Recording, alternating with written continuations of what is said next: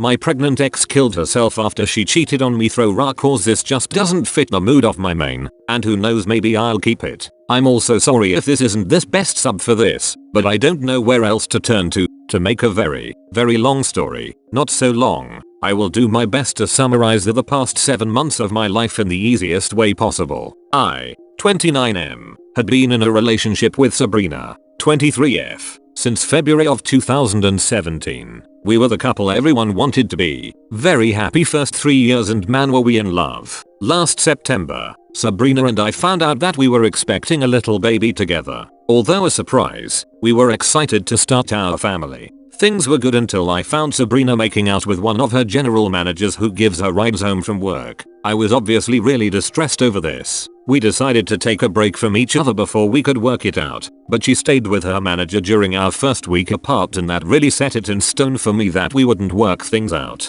Week 3 apart, we discussed how to handle our co-parenting when she came to collect her things. She was really insisting we would raise our baby together as a family, but the damage was done and I couldn't love her the same way. Sabrina also suggested she would abort our baby, but that wasn't even an option in my eyes, ever. Plus she was at least 3 months at this time, so it wouldn't have been possible. Coming to a compromise with her was impossible. Her argument was that she couldn't raise a baby alone, but she wouldn't be alone, I would still be a father. No compromise was ever made. After Sabrina left my apartment with the majority of her things, we didn't speak until almost a month later, when she called me crying about how much she missed me and wanted to fix things. I let her come over, but she was drunk and hysterical, so my original plan to comfort her and attempt to find a parenting plan then turned to anger and more distrust. I was so furious that she was drunk that I may have said what are now my regrettable last words to Sabrina. Angry as I was, I put her to bed in our old room and let her sleep it off. In the morning, I got ready for work and left her to sleep in.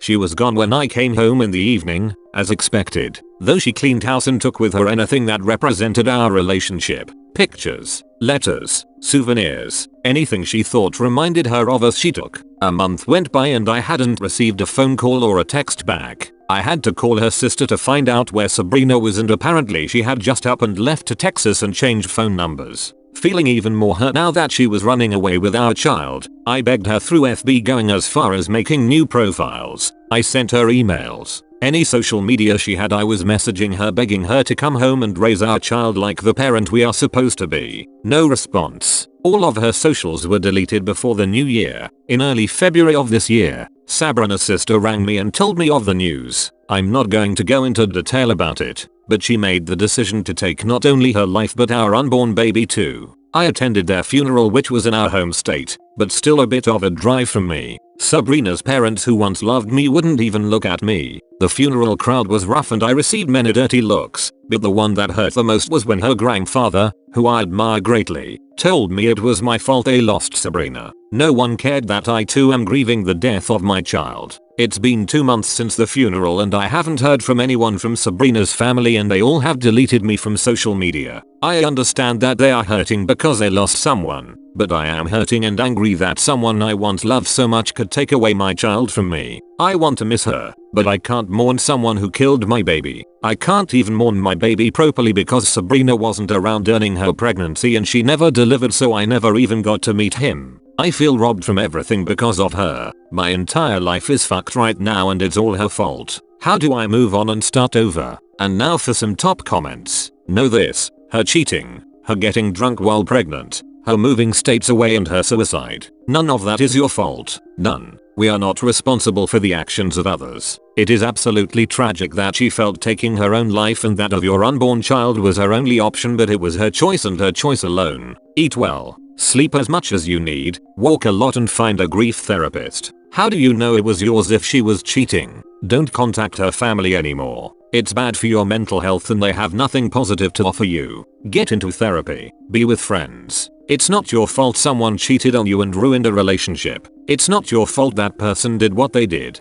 To clarify, she wanted an abortion and you wouldn't allow it? Yeah, that's uncomfortable. Suicide is not unheard of for pregnant women who feel trapped into giving birth when they want to choose not to. He said she suggested she would abort our baby, but that wasn't even an option in my eyes, ever. Granted, if she was 3 months in it may have been too late, but I'm sure she had already known how he felt about it. Pregnancy hormones can tip someone's mental health over the edge too. He was a 25-year-old man who was dating a 19-year-old girl. Somehow she got pregnant and she did not want that life. For all we know, she wanted out of the whole thing. It isn't clear. Obviously we don't know if she was cheating prior to getting pregnant, but what it does feel like is that she was being controlled and wasn't happy based solely on the fact that she was cheating and then she ran away. Not keeping the baby wasn't an option in his eyes leads me to wonder what else wasn't an option in his eyes and why the family hated him. Chances are it was because she killed herself, but he doesn't say what his relationship was, only that he admired the grandfather. He sounds somewhat narcissistic at the very minimum, and the whole focus here is on him and how he feels. It is true, she had a family, so we don't know whether she was just a deeply troubled person, if she freaked out about the pregnancy, or she was some girl who had the misfortune of being preyed upon by a much older man and then was trapped, and then she ran like an animal instinctively trying to get away until she realized she couldn't live anymore. Rereading his post, it's very clear that he lacks empathy, and it seems to me that otherwise the family would at least give him some sympathy for his loss. Was her family so dysfunctional that they couldn't support her and they blame him? Or were they witnessing something that made them very concerned and unhappy and they want nothing further to do with the man who perpetrated it? My first advice to this guy is that he should find some empathy for his troubled young girlfriend, because she was obviously not well considering what she did. Then he should take a look at his behavior to see how much it was controlling and abusive and how much of this woman was left after the options he allowed.